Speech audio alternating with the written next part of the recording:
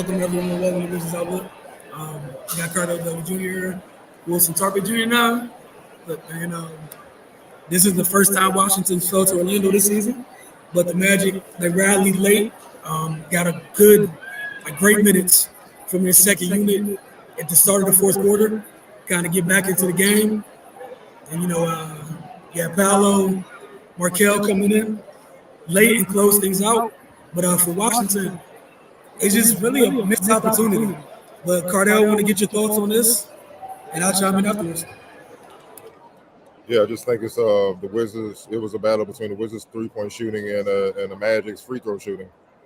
It looked like most of the game for pretty much the first three quarters that the Wizards and their 3-point shooting was going to win out. They had the lead.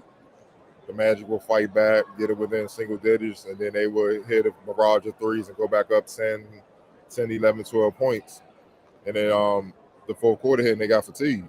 And they couldn't hit those three-pointers. Now the three-pointers are coming up short, and they couldn't really adjust and get points any other way outside of offensive rebounds or, occasional defensive breakdowns from the Magic, where they would just get free and score inside. Meanwhile, the Magic's, attacking the basket, getting to the free throw line, trying to get easy points, that proved to be the move that could sustain, throughout the game, and it did. And then late, you saw what happened. They was getting to the free throw line, they were scoring inside, and ironically, that got them a rhythm to hit some threes. Franz Wagner hit some threes. Markel and Cole Anthony hit some mid-range jumpers, and then whatever they missed, the rest of those guys were cleaning up. The Wagners, Bidiaze, all those guys, man, and that's what won out, man. Look, it's no secret the Magic is not a good three-point shooting team.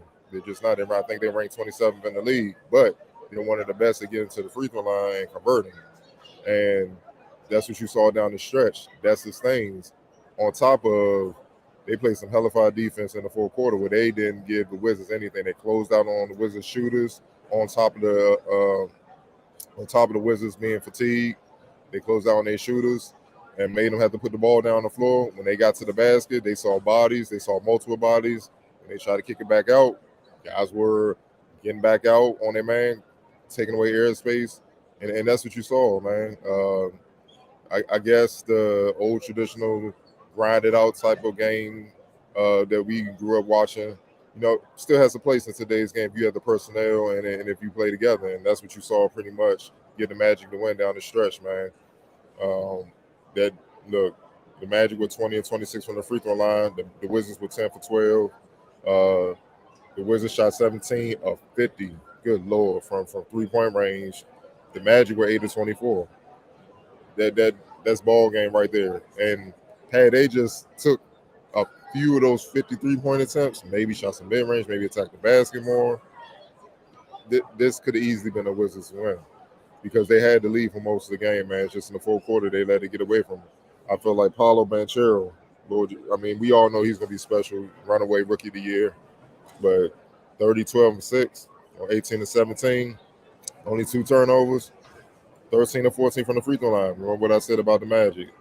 Meanwhile, the guy he was going head up against, Denny, held him to 2 of 14 shooting. Then he had 6 points and 6 rebounds and 4 assists.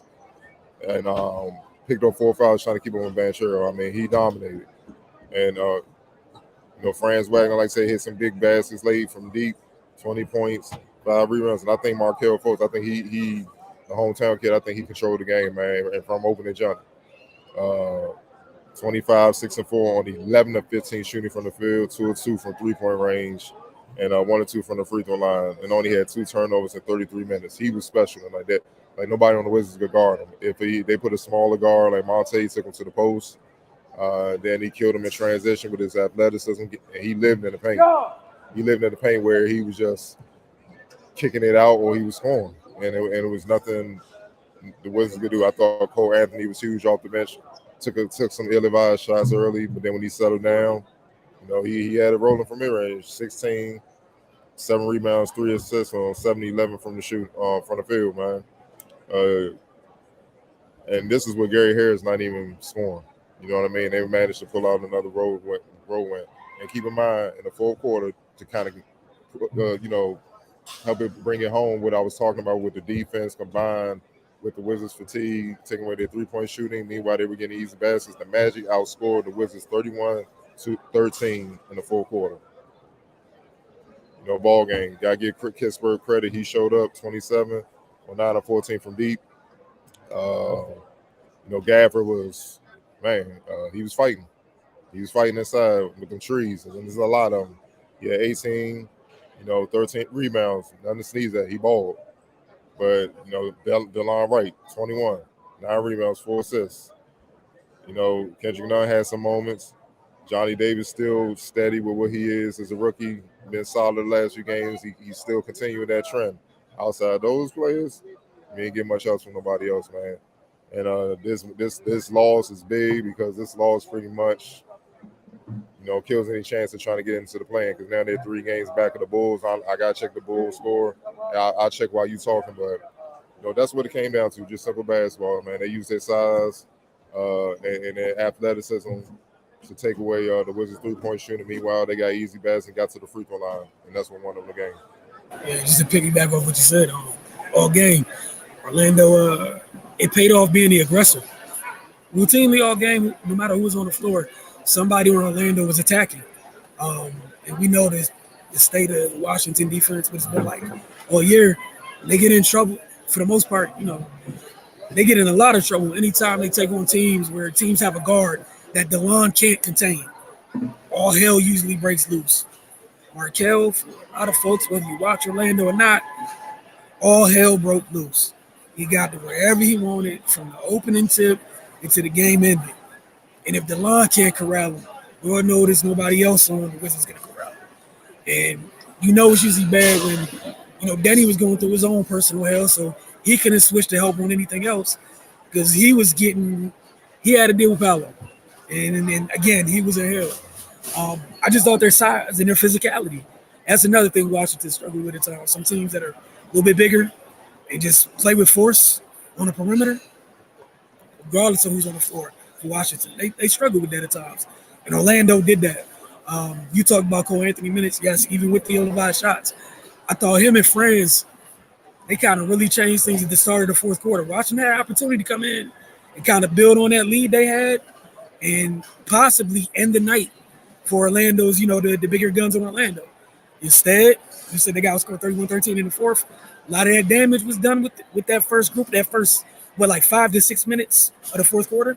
That was that second unit on the floor. And Franz had Franz didn't have a great game offensively. He got going in the start of the fourth while Cole was heating up.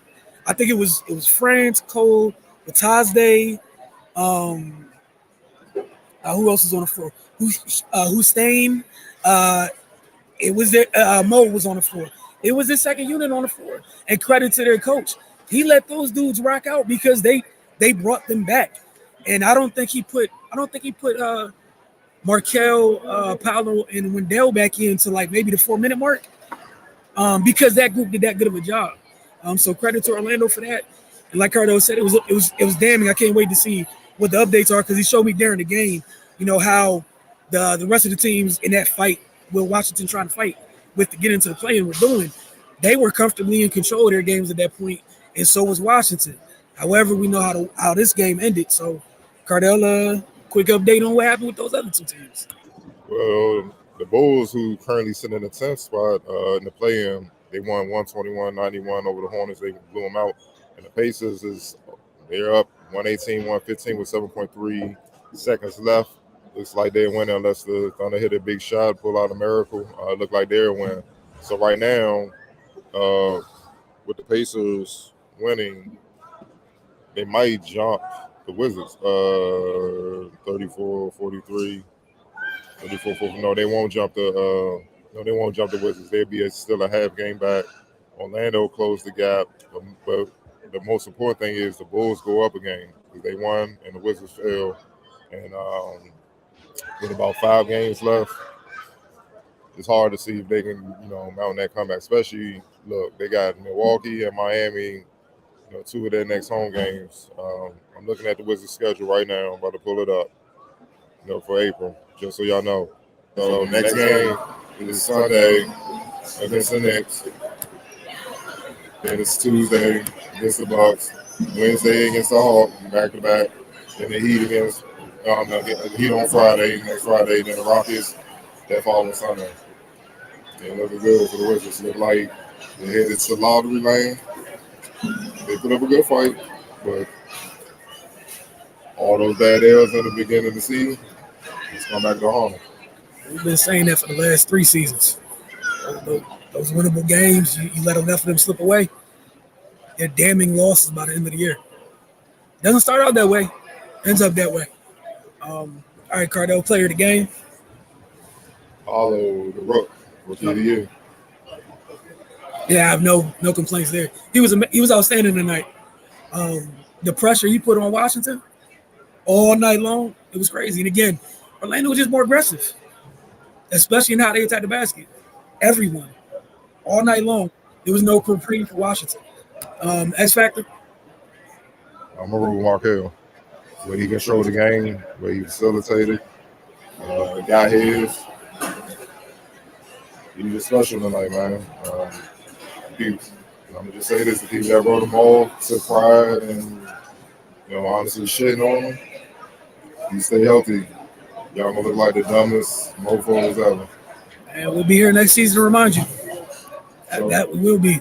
But yeah, I have no arguments with that at all. And the other thing is him being aggressive the way he was because Washington didn't really have the best thing they could do was put the line on him. He almost dictated what West could put on the floor to a large degree. And again, some people not thinking about that, but you could have put somebody small as soon as first time he saw Monte post.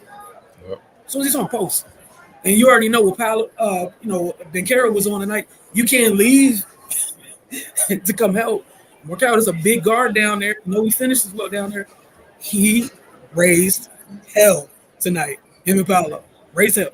All right, Cardell, we'll get to some of these comments when we get out here. Area 11T with the only comment so far. Appreciate you with the comments. So anybody who's tuning in now and later, we appreciate you. They were missing a legit score in the show in the fourth. Then he had a rough night. I mean, they knew that coming in. You know what I mean? So, no excuses. They had to leave him the majority of the game. But you live by the 3, you die by it. And they died by it. 53-point attempts is ridiculous. I'm not even sure if I'm comfortable with the Warriors shooting that many. And that's if they're hot. But if they're hot, they won't need to shoot that many because the game will be over. See what I'm saying? It's just too much. It's too much. Too many empty shots. Too many empty possessions. To me, those retired shots and the fourth shots. I'm eager to see how many 3-pointers they shot in the fourth quarter, because a lot of those shots were just like when you playing pickup. I'm tired. The shot's there. I just take it. I hope it go in instead of being poised, taking your time and trying to find a better shot, man. The only one that was hitting from deep was Kispert, and they were closing out on him, making it tough on him.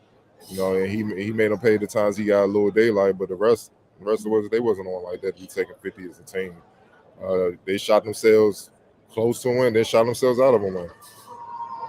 Yeah, that's what I was gonna say. The only one tonight that should have been letting it fly from 3 was Corey because he had to go. That was it.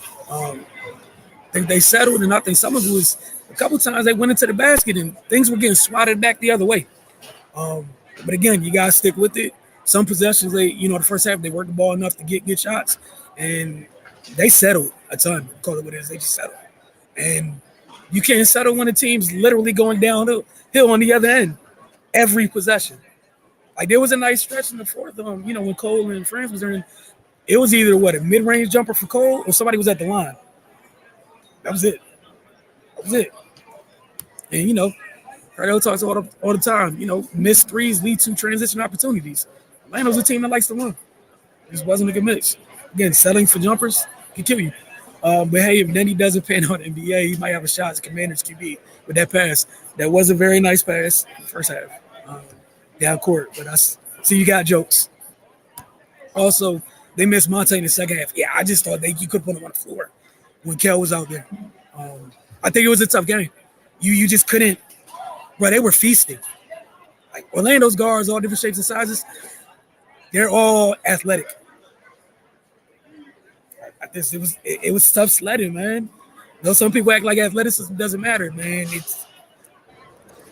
This is a great example. There's a lot of things some of their guards don't have. Can't nobody say none of them are below like NBA level athletes. Like they're all plus athletes in that room. Markel got the best feel as far as a point guard. Cole's athletic as hell, Jalen's athletic as hell, Markel's athletic as hell. It's a tough place for Monte to be. It's just a tough place. Even for Jordan Goodwin, it was tough. It was tough out here tonight. You saw Denny struggling. Usually Denny at 6'9". Man, that's normal size on Orlando. Yeah. It wasn't tripping. That's why it was tough for him. Usually he's 6'9". He's under somebody a little bit, not as fleet of foot. Man, they was switching without care in the world. Wendell, Paolo, the Wagners, they were unbothered. Cole 6'1", 6'2", and was going in there and getting balls over the Wizards' bigs. Like the only one that can athleticism that can rumble with him was Gav. That was it. They were just moving at a different speed, jumping at a high level, and it wore the Wizards down. Even when it was times where the Wizards got a step on them. When they closed out, they got stepped, and them boys recovered, was back in front of them. And they was running their chest like, oh, let me bring this back. Pass it back out. So that's when you really saw, man. Look, if the Magic put it together next year, continue to build on what they've done at the end of this year, it's gonna be hell. They could be the Kings of the East. And this speaks to the athleticism. In the fourth quarter, they were playing zone when they were closing out and taking and smothering them in a zone. That's how like Cardo was about their ability to close out and recover. They were in a freaking 3-2 zone, closing out like that, taking all that airspace away. Obviously, there was chunks during the game where they would just switch man to man, but they're athletic as hell. Area 11, I think the last comment we got, we need one or two of those athletic guards, maybe a Thompson twin. You got to see what they pick at, but also, I don't know if they rolling with youngins like that, man. They kind of, you can kind of see what they stuck on. You got to be able to shoot the D ball, and you got to be able to shoot the D ball. That's pretty much what they emphasizing. So we shall see, man. For sure. We'll see y'all after Sunday's game. Again, they take on the Knicks. We'll see you guys after that game. For Wizards Outlook, y'all have a great night. Enjoy some college basketball tonight and tomorrow. And we'll see y'all soon.